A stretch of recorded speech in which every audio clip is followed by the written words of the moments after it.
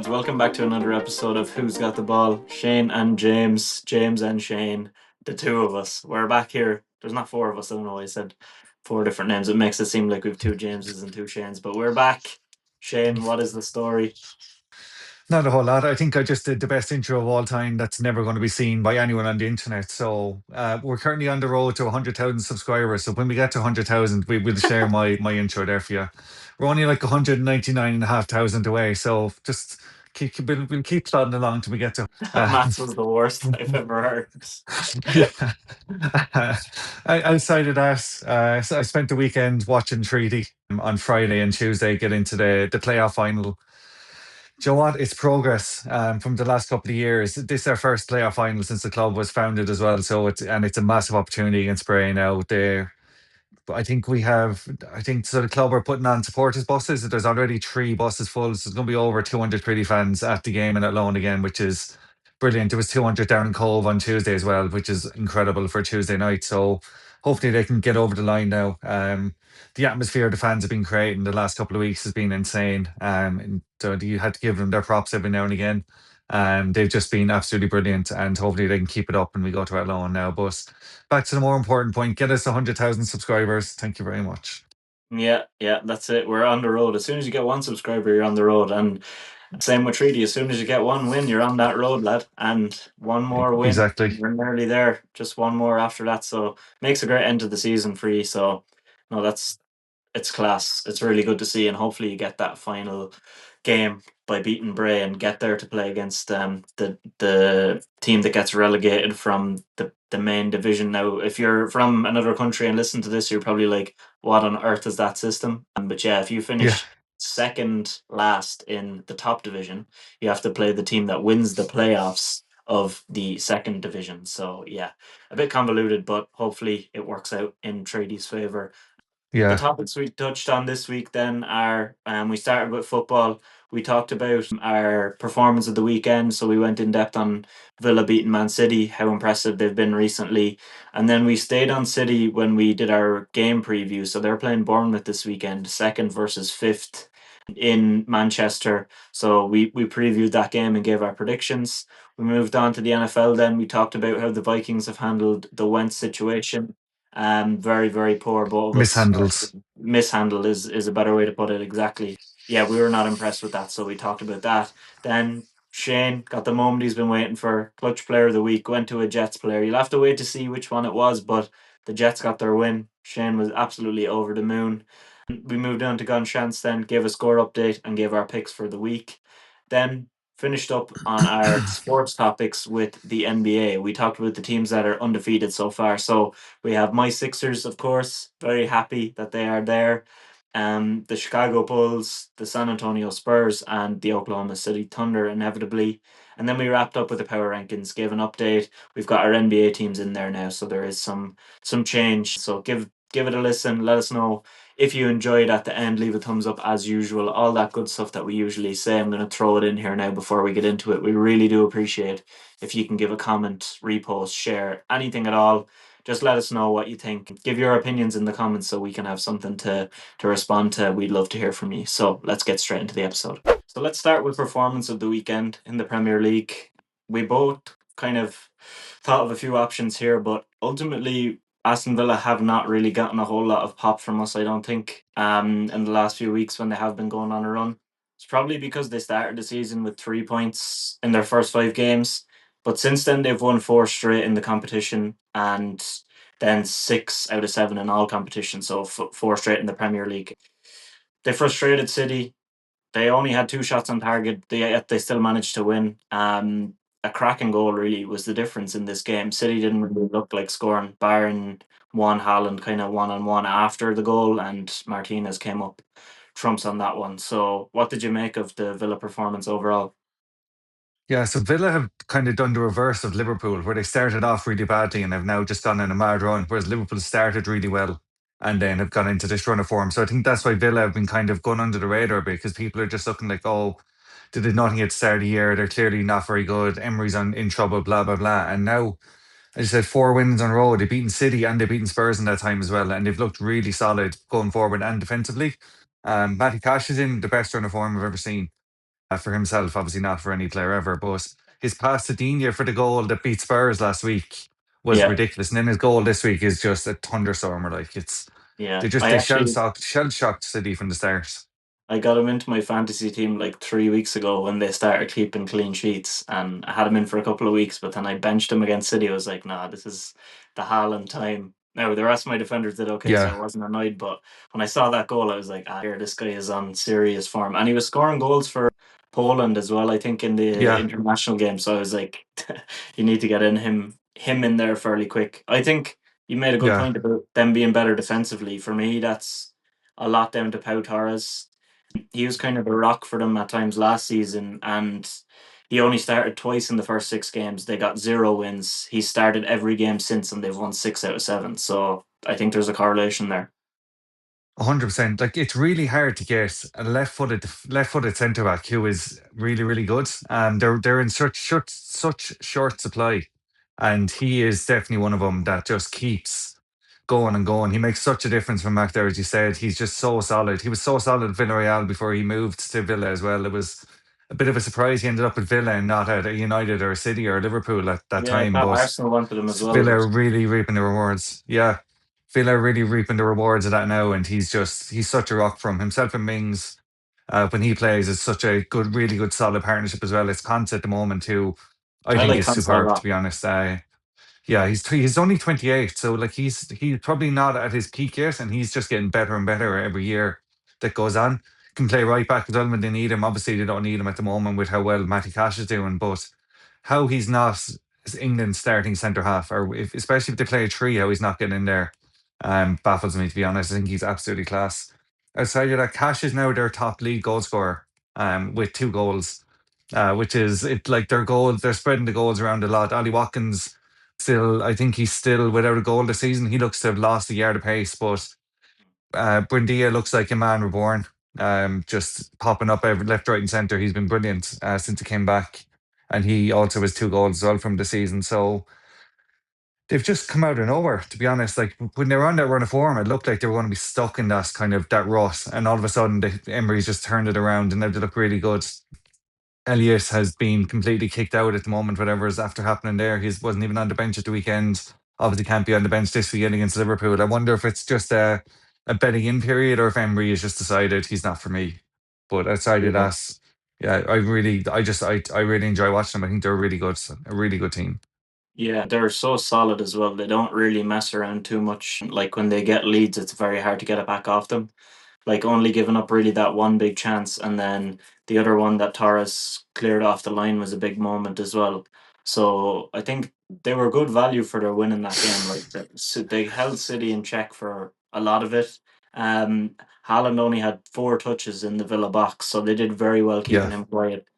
And yeah, you mentioned Buendia. That was a beautiful pass that he played out to Cash for the goal. Just great vision, and they look dangerous from another corner as well as actually I think a shot hit off one of their own players. So the set piece coach is obviously earning his money there, doing his job as the similar to Arsenal. This is the way to pick up points at the moment. Brentford too, so they're going to keep that up. And yeah, if it's working for them, why not? Big game now against Liverpool way at the weekend. They're on the same points, so a win would jump them ahead. And as you mentioned, that would be some turnaround if you had said that after the first 5 games of the season. Like Villa were in the dumps. yeah, big time. And Liverpool are still looking as shell shocked as they did after that Palace game. So it's definitely there for Villa to go to Anfield and pull out a result. As you said, if they go 1-0 up like every other team has done to Liverpool in the last 6 weeks, then it'd be very hard for Liverpool to come back and turn it around, especially when there's not a single player in the Liverpool squad that seems to have any level of confidence at the moment. Seems to have an ability to, bar Dominic Sabazde, really, none of them have the ability to take a game by the scruff of the neck at the moment. So if Villa just go there defensively solid, Austin McPhee is doing wonders with the set pieces. Liverpool are susceptible to set pieces. Like there's everything is written there for Villa to go and pick up the victory at Anfield. But obviously, I hope the clocks come back so Liverpool go back to when they were good. It didn't look like it last night now, but it wasn't much change team. So hopefully, in the Premier League, the clocks will go back and Liverpool will be good again. Yeah, it's going to be a good game. Saturday at 8 o'clock. Again, nice time for a game like on a Saturday evening to kind of fill a gap because you don't have any NFL coming in at that time or anything like that. So, let's see how it goes. Big game for both teams, but we're going to preview another big game this weekend. Two teams that have been flying and until last weekend, where Villa, as we just mentioned, knocked off City. Before that, they were in absolutely cracking form. They started off the season mixed. They lost two of their first three games, but they didn't lose at all in all competitions. 9 games unbeaten until Villa took them down last weekend. And then if you look over to Bournemouth, they've lost one Premier League game all season, their very first game to Liverpool, and then they're unbeaten in their last seven since then. You'd think, if you said to someone at the start of the season, second versus fifth in this game week, Villa versus Bournemouth, you'd think, God, Bournemouth are doing very well to be in fifth. That's not the case. They're in second, and City are in fifth. And another win here for Bournemouth, or even a draw, would really show that they're not messing around this season. They're really pushing for those Champions League spots. 100%. Do you know who Man City's second highest scorer in the Premier League is this season? Yeah, Esteve, the Burnley centre back with own goals. Yeah. Yeah. Its own goals is their second highest scorer. And to follow on for that, should anyone really be afraid of Man City? Or should we just be afraid of Haaland? Because like I think his team selection at the weekend was wrong. Not starting Doku, who's their best dribbler, was a criminal decision. I think starting Savinho ahead of him just seemed really, really strange. Maybe he was riding the wave. Savinho was man of the match against Villarreal in midweek, so maybe riding the wave of that. But not starting Doku in this game baffled me. And even Phil Foden has been in good form, and he moved him around as well. Obviously, no Rodri and no Nico is going to hamper your chances, right? 'Cause you've no real the kind of like no real sitting six. Reinders isn't really someone who can just sit in and just like make things happen, the way Rodri does. So they were down a couple of players, but like outside of Haaland, Reinders, Foden, Nunes, and Turkey have one goal each, and that's their next highest actual player goal scorer. Haaland has 11. So I don't know. Like I know City went on that great run, as you were just saying, but it was all Haaland scoring goals, and if it wasn't him, then there was no one really popping up with any sort of danger. So it feels like, as Villa showed it the weekend, if you stop Haaland, you stop City. Yeah, And Bournemouth are more than capable of doing that this weekend as well. yeah, I'm thinking of Bournemouth like they're doing so well, but I always find it that they do struggle when they get ahead in games. Now they did very well against Forest. They had 53% possession, which is up from their usual 50. Mm. So they actually did at least try to take a little bit more control than usual. But even when they're like way up in games, they kind of still have that chaos about them. And that's how Palace managed to get the 3-3 draw in that other game the weekend before. And it just that's the only part that worries me for Bournemouth is that if they did get a lead, or they get into a good position, they continue to play this kind of chaos and they leave themselves open, especially if City do play Doku. I think that would be the smart thing to do here because there's going to be space for him. But again, like you mentioned, Haaland has 11 goals in the Premier League, and City only have 15 in total from their own players, which is, it's just mad to think that four players have one goal each and Haaland then has 11. It's just, there's no other option there. And that's such an easy way to stop a team. If you know where the goals are coming from, that's how you stop it. So if Bournemouth can do that effectively, then it is on for them here. But at the same time, I'm looking at their XG. They're the second biggest overperformers in the league. They have 16 goals, but only 11 XG. It might not be sustainable, but then again, if you watch them against Fulham a few weeks ago, I think that was a Friday night game. They had three crackers, so they scored three unbelievable goals from one XG. So that does then kind of sway that. Yeah. So it is small sample size so far. I think they're good value for where they are in the league, and Senesi will definitely be looking to make Haaland somebody that he focuses his game on this weekend. But who do you think the game is actually going to go to? What do you think the final score is going to be? So I am doing a James Kellett here, and I'm sitting on the fence. I'm going for a 2-all draw, I think. I don't think City will win it. I think if there is going to be a winner for me, I know it's at the Etihad and this is mad, but I think if anyone's going to win, it'll be Bournemouth, because I think Bournemouth have more threats than Man City have. Their front four, Junior Krupi, who they've just made in the lab and thrown into the Bournemouth first team, has just just he's on fire the last couple of weeks. And then the three behind him of Tavernier, Semenyo, and Clive are all in really good form as well. So their front four, that's four players that can score a goal. Where it looks like for Man City, it's only one. So four outweighs one in many metrics. Now, Haaland only needs one a half chance most of the time, Yeah. and he will score. Man City are really missing a Julian Alvarez. Just someone that you can kind of look and say, okay, Haaland's going to get 40 goals. Who's going to get 15? Like they are really missing someone that can do that. Doku is never going to get you 15 goals. Savinho doesn't look like he has the ability to get you 15 goals. Foden is just miles off it, whatever's wrong with him in the last 2 years. Well, he's not going to get you 10 goals if 5 goals even. So they need someone to step up and be kind of the second man. And I don't think that person's in their squad at the moment. No, I would agree with you, unless they're trying to look at youngsters, and none of them seem to be goal scorers, really. It's just more Mm, guys that can play on the wing or for some reason get shooed into a full back position once again. Do you know how many times Bournemouth have beaten City since they got promoted to the Premier League? If you have zero. to give a guess. Just once. Zero. Just once. That was last season. 2-1.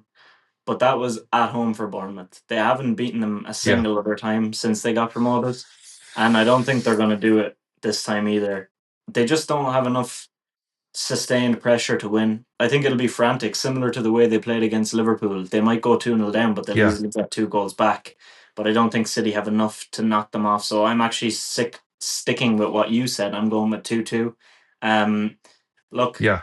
when you have to sit on the fence, you have to sit on the fence. When you think it's going to be a draw, A you think hundred it's going to be a percent. draw. And now I'm not short of making mad statements, as you'll see, going into my Gan Seans wins from last weekend. But this is just not a game where I think either team probably has enough, and Haaland kind of has a knock as well. So if he's actually ruled out, then I'm changing this to 3-0 Bournemouth, like, because who's going to score for City? But if it's Haaland involved, Mm, couple of goals for him, couple of goals for Bournemouth, 2-2. But yeah, that's what we came down to there. Both of us have a draw, so 2-2. Back any other score other than that, and you'll probably have a better chance because a you hundred put a score percent. on. But let's move on to the NFL then. This is an incident that happened not too far from here.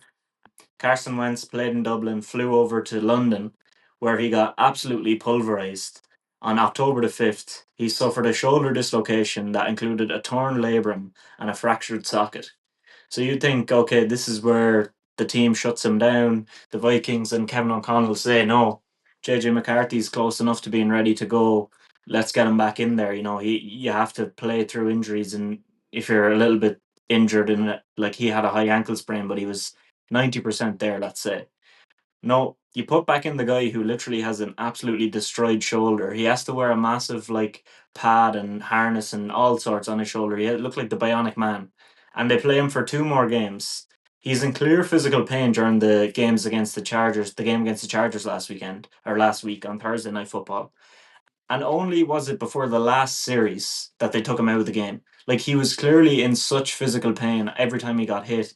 He was sacked 5 times, and he was literally writhing in pain on the pitch. And they continued to put him back in, back in, back in. And I don't care what he said this week in his press conference that it was his decision. It's malpractice by the Vikings, and it's malpractice by Kevin O'Connell. It was horrendous to watch, and I'm really disgusted that they allowed him to continue to play in that state. Yeah, so this is what O'Connell said. So there was never a point in time where medically we were going against the grain of what was in Carson's best interests and ultimately what Carson wanted to kind of see through. Um, when a player is as banged up as that, it's not in his hands. You take it out of his hands. Like if JJ McCarthy was 90% with the sprained ankle, why aren't you putting him in? Like why are you risking Carson Wentz at 20% over JJ McCarthy at 90%? It's a clear lack of any sort of care towards him. It's complete lack of respect for the player as well. He's in his 10th season in the league, and you're literally going out there trying to end his career by putting him out in that kind of a state. I know that's Probably a has ended his massive career in jump a and a second. massive reach, but like putting him like he was, I think so. That was what it was. 3 weeks with this dislocated shoulder, and they were putting him out there over and over again. That's like I said in one of my tweets last week that the amount of injuries in the NFL, Mm. that something needs to be looked at about it. So we had Cam Scatterbo at the weekend on top of all the ACL injuries we've had. And then you've teams going out like this and putting a player in there who is seriously injured. A dislocated shoulder is no joke. Like it shouldn't be there for him to get slapped around by other lads who are 200, 300 pounds. He should be in Mhm. a sling sitting at home on the couch watching. Like he should not be playing football. And as I said at the top, I don't care if he's like, "Oh, I'm good to go. I'm good to go." It's like you're not. Yeah, Um, it shouldn't be I his like just decision. put.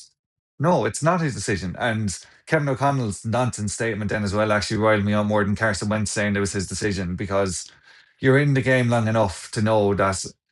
So, like, you've ended the season. You could have genuinely ended his career if that shoulder got any worse. And if it's already out of place, imagine someone just hitting this. I can't fathom it. I think it's disgusting what they did with Yeah, him. Honestly, I disgusting. I actually think his career is done, to be honest, because the last few years that he had a chance to play, he was quite poor. And now Mm. this like horrendous injury that he's gonna have to go and get work done on it, and he might not even be back for the start of next season. What team is going to take a punt on him? There's going to be other guys that are available. He may not play again, and Kevin O'Connell has done him a disservice by saying that, oh, he wanted to see it through. Well, what about the duty of care towards your players? Like, it's just not acceptable. And to see JJ McCarthy as well on the sideline, there was one time I think Justin Jefferson caught a ball and he went onto the sideline. He dove, he kind of fell, and JJ McCarthy like jumped over him, landed, and then start like celebrating, like dancing and stuff. And I'm like, your ankle is clearly fine. You're fully kitted out. Yeah, If you weren't fully kitted out, then you'd say, okay, what's happening here? Like he really might not be coming back. But I feel like they're not telling us something, and the thing they're not telling us is that he was fine 2 weeks ago and that he was good to go, but they just didn't trust him, and they thought maybe they can get something out of Wentz. That's just some assumption that I'm making, and it might not be true. But if you're reading what's in front of you, like if you're looking between the lines, that appears to be what is going on. And another thing that really annoyed me is Kirk Herbstreit. I do not like him on commentary on Thursday Night Football. I never really did. But he was so critical of him. He said, that he was showing too much emotion on the sidelines and that he was getting emotional, and that just really going to town on him, saying that he needs to keep his emotions in check as a leader and things like that. He was in such physical pain. That's why he was getting yeah, emotional. He thought he's thinking the same things we're saying. His career could be over. He might not get another chance. The pain he was in, God knows how bad that was. And this guy is going at him on the commentary as well. It's just that's another thing that he should come out and apologize, I think, at this point, because that was not acceptable either. yeah, 100%. Like no one knows what's going on in someone's head.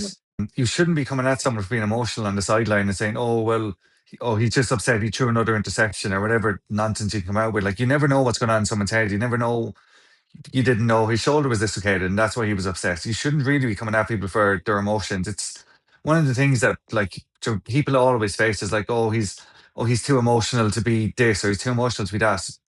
He was literally showing as much bravery as he could by going out there with a dislocated shoulder. If he wants to come off on the sideline and have a little bit of a cry for himself because of the pain he's in, then absolutely let him away, let him off. Like, don't be coming at him for such trivial things. And then, as you said, he should apologize, because it comes out then, and as you said, like, dislocated shoulder, torn labrum, and fractured socket. Yeah, crazy. So even if the shoulder is back in the socket is It's destroyed torn. as well. So Yeah. it's not sitting in anything. Like, it's literally Yeah. just sitting there on. It's It's literally just sitting on the edge dangling. of a Like, fork. Like, yeah, exactly. Like, Joe, and this, as you said, the bionic arm he was wearing. Like, I was looking and was like, it's a very strange get up for someone who, like, Joe, obviously didn't think he was injured. It's like, why on earth is he wearing that? Like, where is this the next thing now? And then you hear after, you're like, all right, so that's literally what was holding his arm together.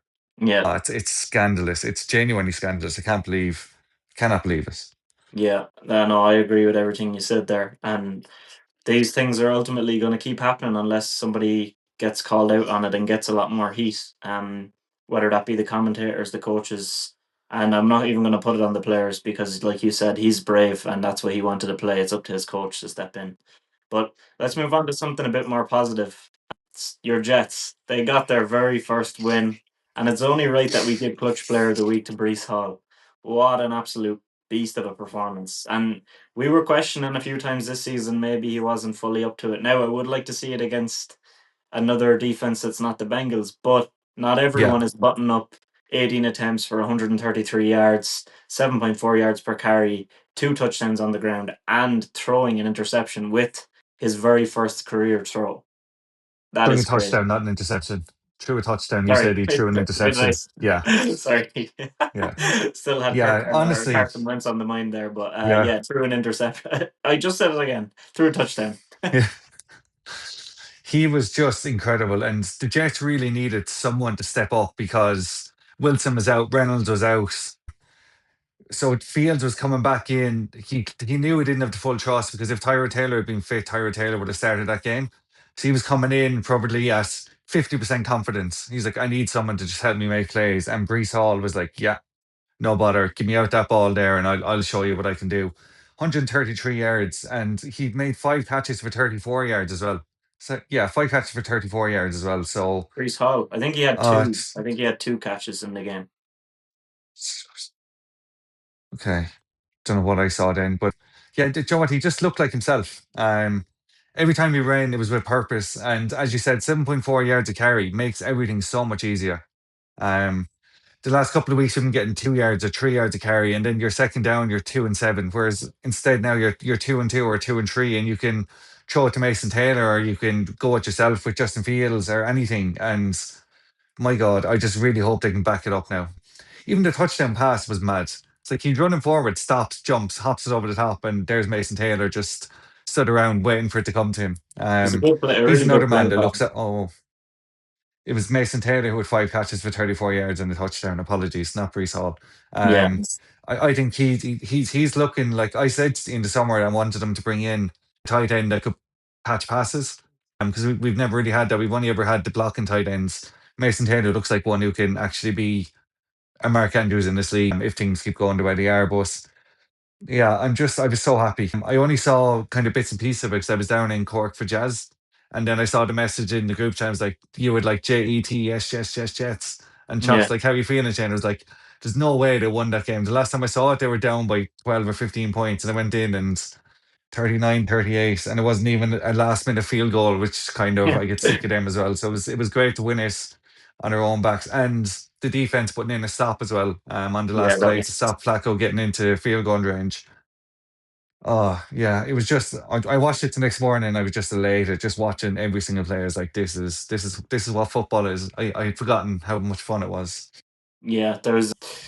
There's like a few big moments, like, and one of them was getting that stop. Like they had allowed the Bengals to do so much, but coming up in the biggest moment to get a stop is not something the Jets have been doing recently. So that's massive, Yeah, regardless of how many yards and points they allowed. That was a big moment, and that will fuel the defense going forward.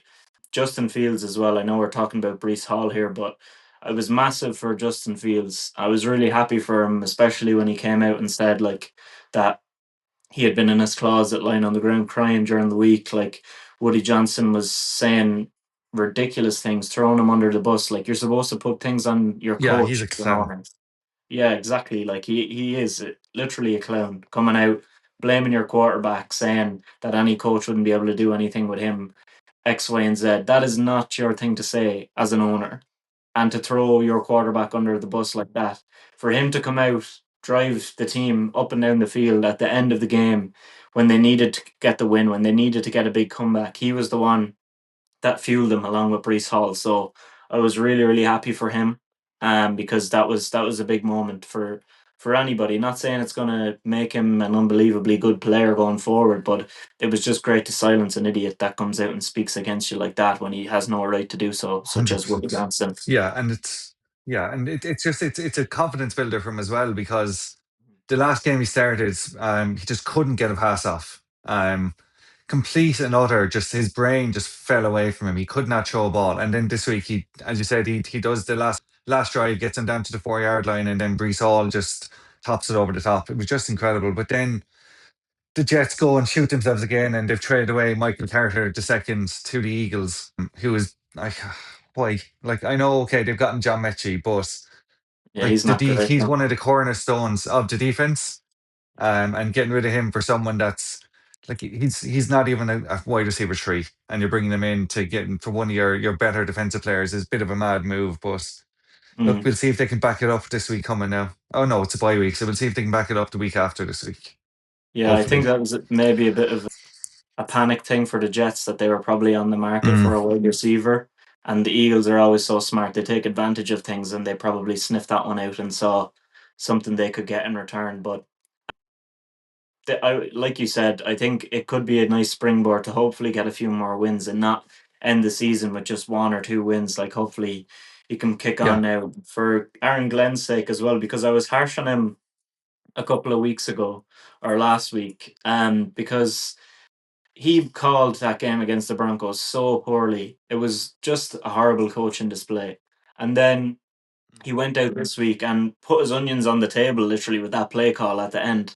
Like that was an excellent play call for Breece Hall. He had obviously that comes from the offensive coordinator, but he had to sign off on that and say this is what we're going for in this situation.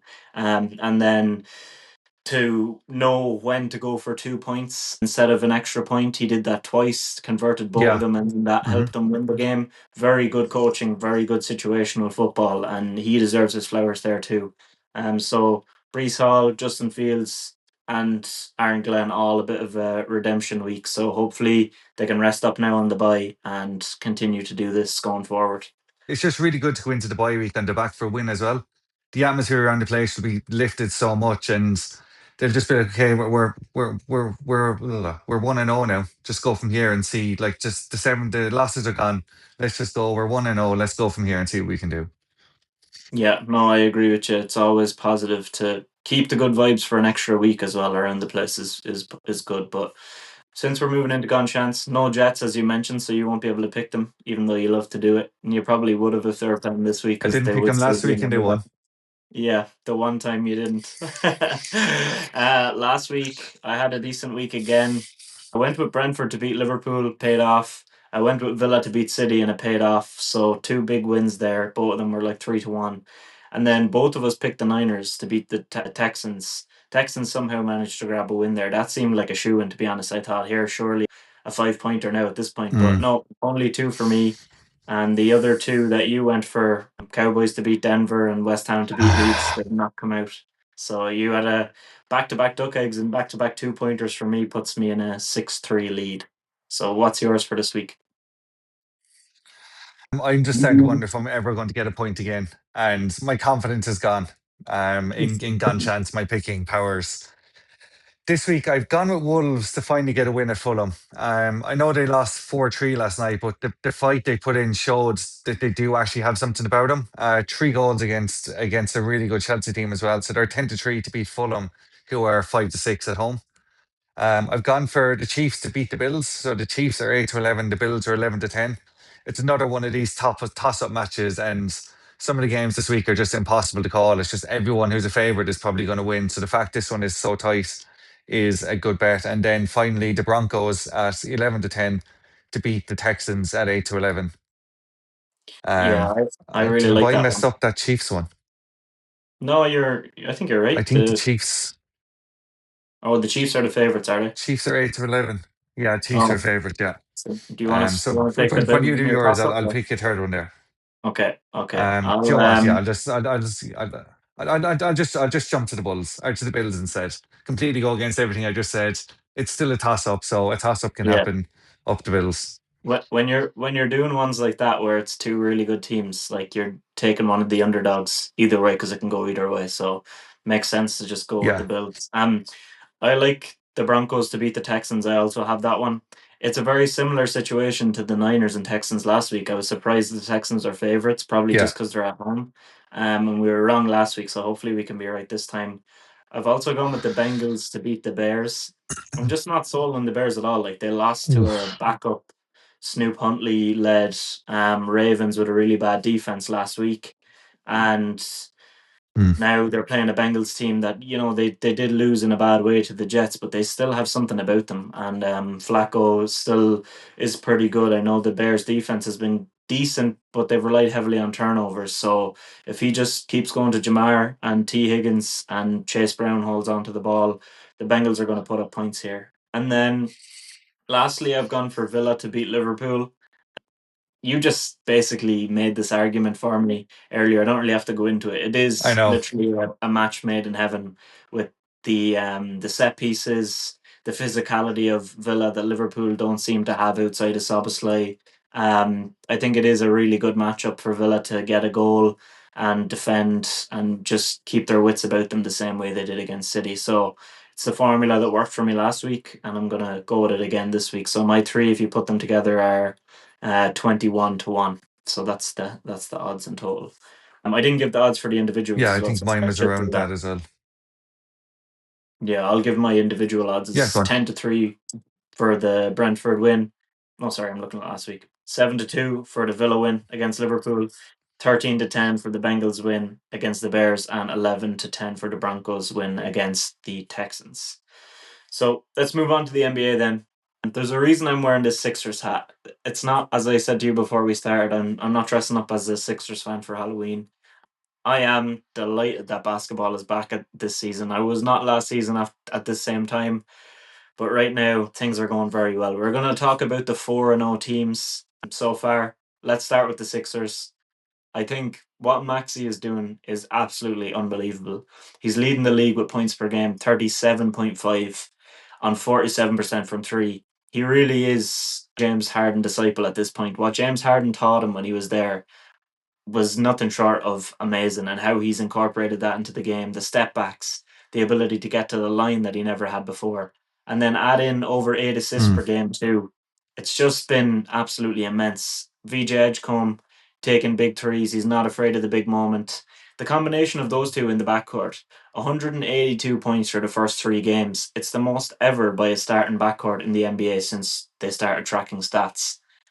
Unbelievable stuff from the rookie, and Maxi is the true leader of this team, and I'm really excited for the season ahead.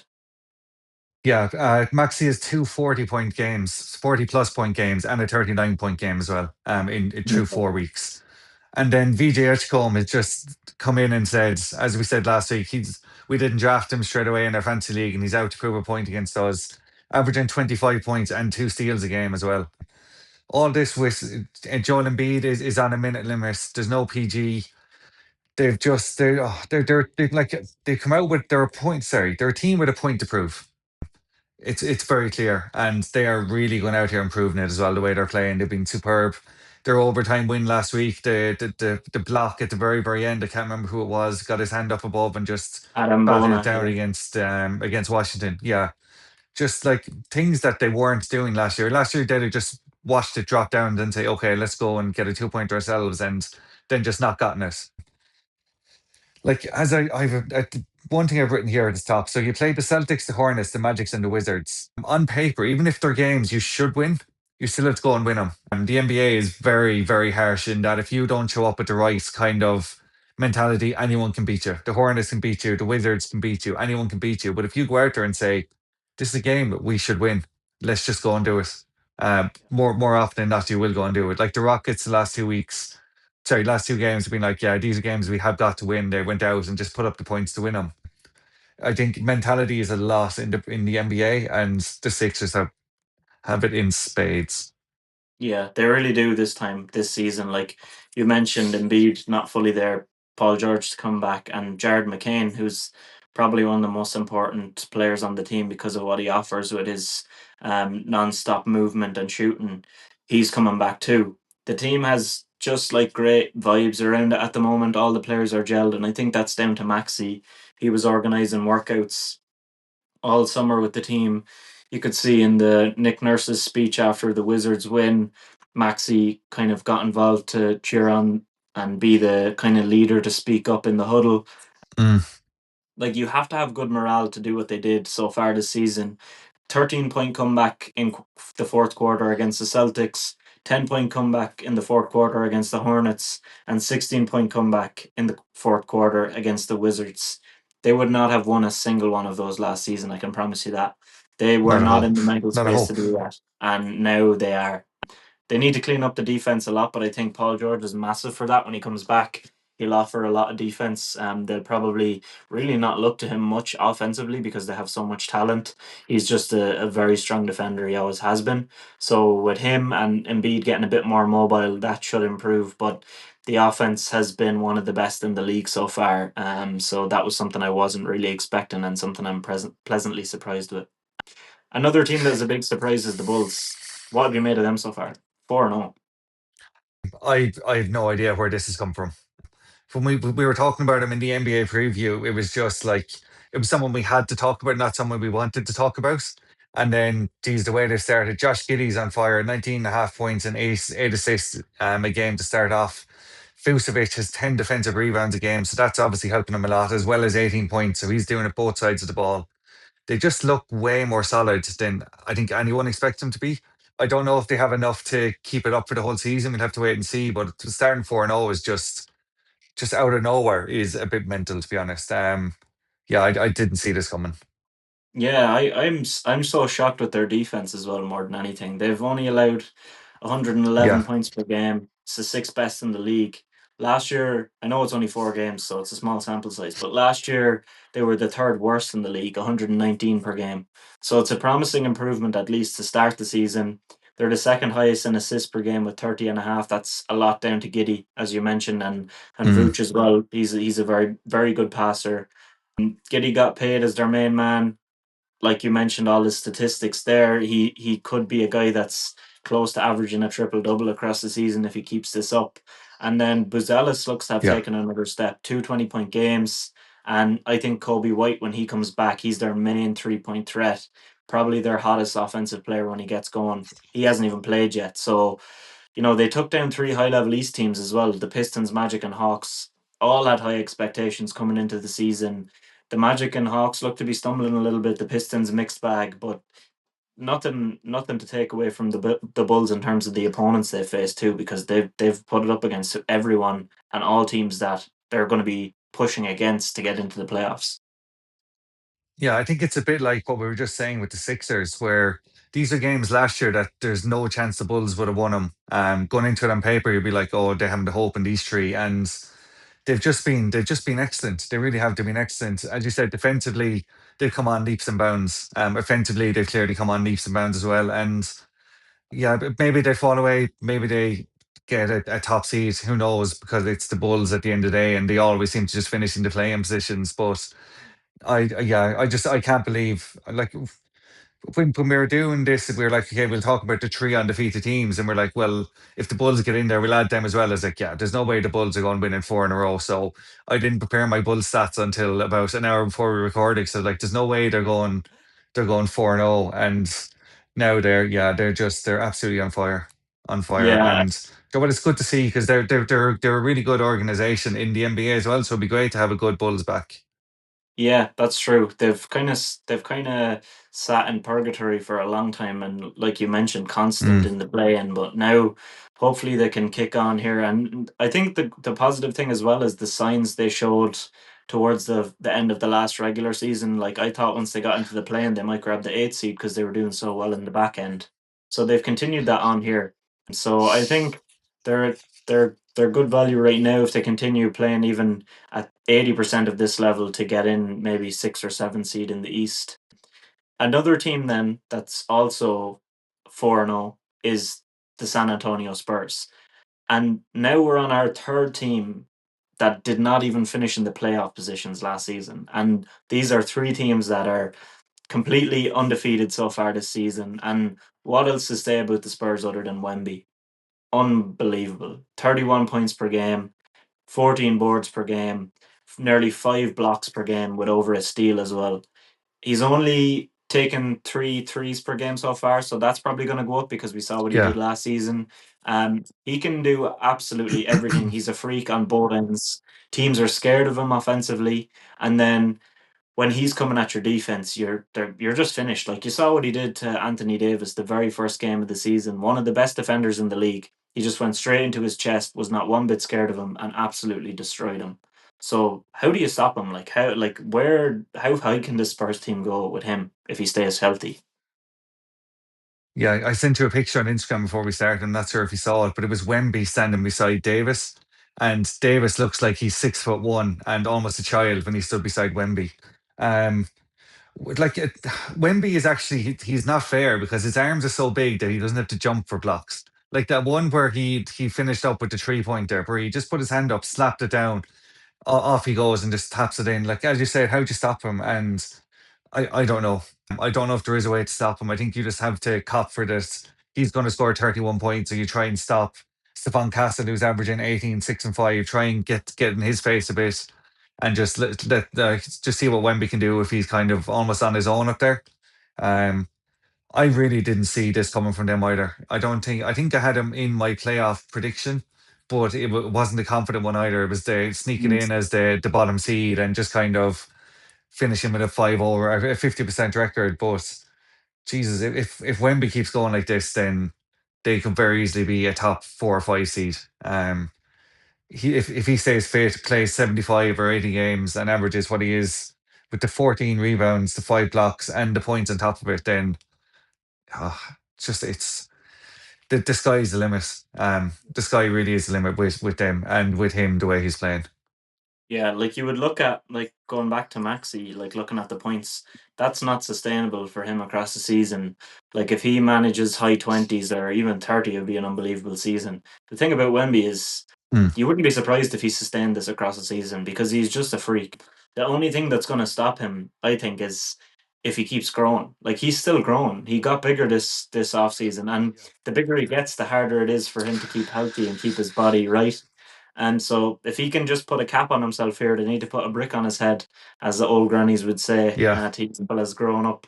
But like, they need to do something in terms of how they manage his body too.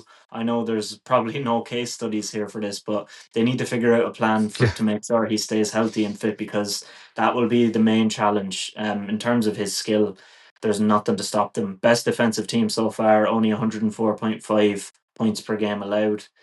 Dylan Harper has been very impressive for me too, coming off the bench. yeah, 26 minutes, 15 points per game, 5 boards, 5 assists, and a steal. He seems to be very smart. He knows exactly what his role is. And I said in the underdog conversation for Rookie of the Year that he would be the one to push Flag because I think maybe Flag might find it difficult to know what to do in this Mavs team, which seems to be the case so far.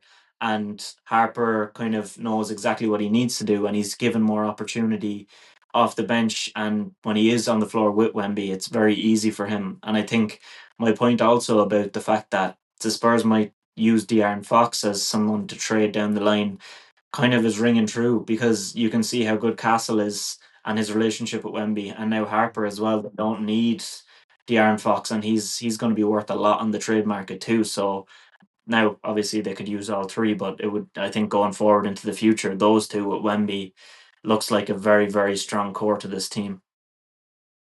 yeah. I think Wemby is making it easy for everyone around him with the way he's playing as well. You can like you just know if he's looking for you with a pass, he's going to find you. So you have the confidence that okay, I need to know my next move because he's definitely going to get it to me. Or if I give it to him, he's going to make something happen.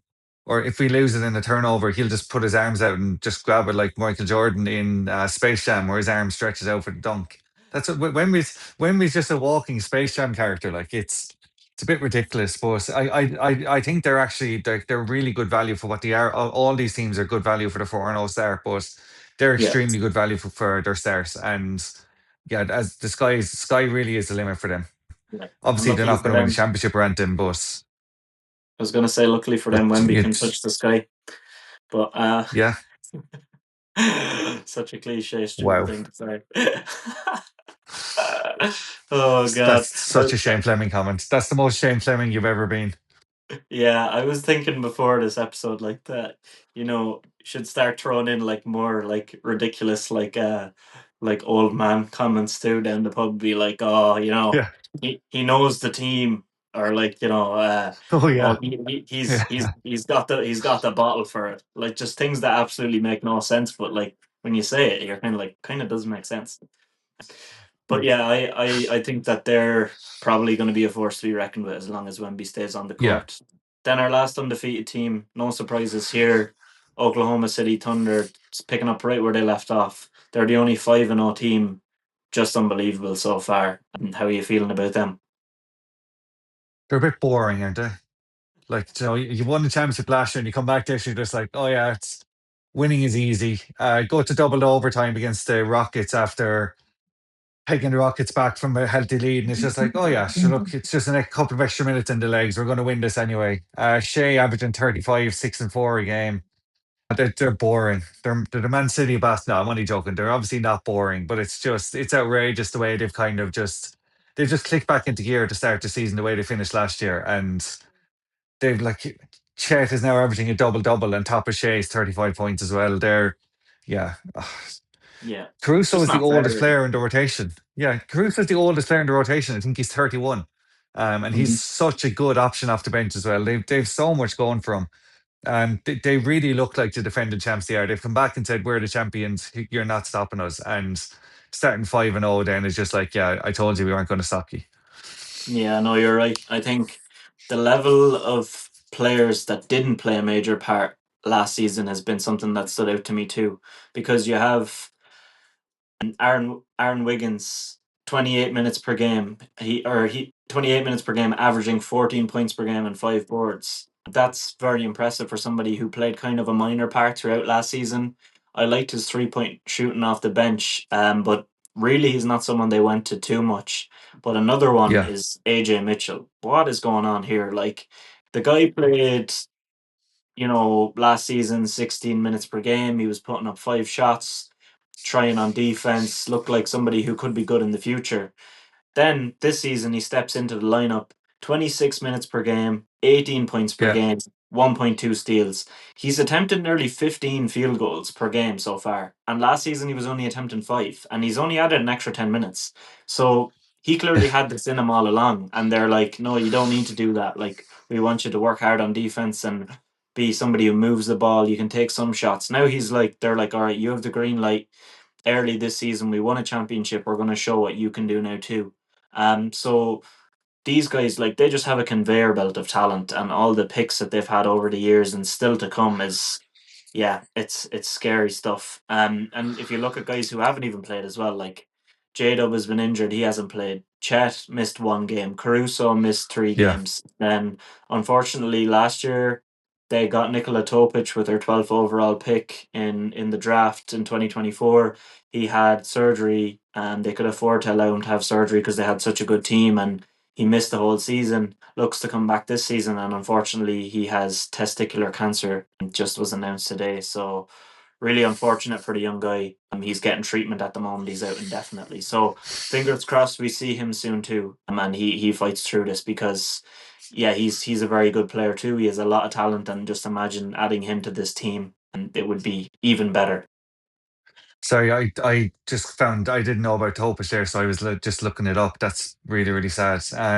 Yeah, they're only going to keep getting better over and over again because it's just such a young rotation, and they're a young rotation who have won a championship. Shea is the star of the NBA at the moment. He's absolutely outrageous what he's doing. Himself and Wemby are the face of the NBA for me. I know Jokic is as well, but these two are just two young lads who are kind of like they're only really beginning to beginning their careers, and they're already looking like two absolute world beaters. So I just don't know how you stop this OKC team. Um, Joe, we just don't know how to stop the Spurs because we're not basketball experts. But I don't actually think even a basketball expert can work out a way to stop this OKC team. Um, Yeah. they're obviously favourites to win the title, and how to stop them Yeah, unless I you're the find Nuggets, that of hard. course. Yeah, I find it hard to see how you do stop them unless, as you said, you are the Nuggets, because they look to be clicking, and Jokic hasn't even hit top gear yet. So that's going to be interesting when we inevitably get that matchup at some stage, hopefully the Western Conference Finals. But two unbelievable teams. And as it wasn't the case with the Sixers, but the other two teams, very good defensively. And once again, another great defensive team, fifth in the league in points per game allowed with 110.8. So very good defense clearly works. Let's move on to our last segment then of the week, power rankings. I'll throw it to you first. Give us your last week and what you've gone with this week. Yeah, so obviously we have a big change this week. So we're going back to the 2-2-2 from the sport. So I've made big changes as well. So last week I was Lions, Chiefs, Arsenal, City, Colts, and Bournemouth. We both had the same team, just in different orders. This week I have the Colts gone top. 7-1. They're genuinely just the best team in football at the moment. They're absolutely outrageous. I unfortunately have had to move Arsenal up to second because they just keep winning. with set piece after set piece after set piece, and they are boring. Whatever about the OKC winning being boring, Arsenal are the most boring team I've ever seen in my whole entire life. We'll have to do a segment on them and a separate podcast for me to have a go at them properly. The Lions are up to third for me. Sorry, the Lions are down to third for me. Nothing against them. They're just absolutely class. Then I have the Spurs in there at four. 4-0 start. Wemby's a freak. Villa at five. Just when I was looking them up for doing the segment, is like, wow, the run of form they're on is outrageous, and I can only get two teams in. And finally, I have the Sixers in there as well. You'll be happy to know. Again, 4-0 start. It's okay. It's expected from OKC, so I'm not sure if I can put them in just yet. Just the fact that the Spurs and the Sixers come in here for me, I didn't give either of them much of a prayer. So the fact that they are this hot right now, they get Mhm. in there. So that's the Colts, Arsenal, Lions, Spurs, Villa, and 76ers. Nice list, nice mix. Slightly different than mine too, which is good. I'd like to see a bit of variability. Just to run back on I know we said we were going to put NBA team in Gan Seans this week, but we need kind of Oh more yeah, games because the rule we used for that, if you weren't familiar, was the team has to be 5 wins worse off than the team they're playing against on the weekend. So because we don't really get the odds in time to do it for the episode for the weekend ahead, and we don't want to give you for like Friday night, we want to give it on I mean ones that are on Thursday night because you'll have missed them by the time you listen on Friday. So we're gonna wait for another few weeks before we incorporate that. But as Shane said, we do have them back in here in the power ranking. So last week for me, I had Arsenal, Chiefs, Lions, Colts, Bournemouth, and Man City. This week, I've put OKC first. And I'm going with my same theory that I had before, just that if you win a championship or the league or the Super Bowl and then you keep winning coming off that, I'm going to keep you in where you deserve to yeah, be until you show me otherwise or fair. another team that's more powerful. So that's why they're there. That means Arsenal dropped down one. They were in first. I don't see any point to drop them because they keep winning. So I'm going to put them second. That's only because OKC are new. Chiefs then moved down to third. There's nothing to stop them either. They're still just as good, but again, OKC come in. Bournemouth have moved up for me from fifth up to fourth, unbeaten in eight in all competitions. Up to second in the Premier League, just absolutely having a stormer. The Colts are still in there for me. They're very good. They're just boring, but they're very, very good. And they've had wins that are not against very powerful teams, so that's kind of what has them a little bit lower for me. But fair play to you for putting them first because they are one of the best teams in football. So it's nice to have them in there, in the top spot. And then lastly, I also have the Sixers in sixth place. I couldn't come all this way into the episode, wear the hat, have the whole hype, and not put them in sixth. It was between them and the Spurs, but I really think the Sixers, what they're doing without some of their best players, is very powerful. So I think they Hmm. deserve that last spot. I like your OKC shouts, and if they keep going the way they're going, they will have to jump to my top spot next week because I might have hit it with the Eagles, but I had Liverpool in at first for as long as I could. So I think it is probably okay for OKC to go back in as well. But I think Oh, you got one two in good there. lists, You got one of your two good puns in there. lists. Oh yeah, Okay for accidental. I OKC. wish I was that funny. Yeah, it's okay for OKC. Here we go. We'll leave it on that wonderful note. Thanks again for listening, lads. Pleasure as always to have you alongside us, listening every week. We will be back again next week with another episode. We're close to 50 now. This is episode 45, so we're gonna hit 50 by the end of the year, and that is very exciting stuff. So thanks for Hmm. listening every single week, and we will catch you again next week. Welcome back to another episode of Who's Got the Ball with Shane and James.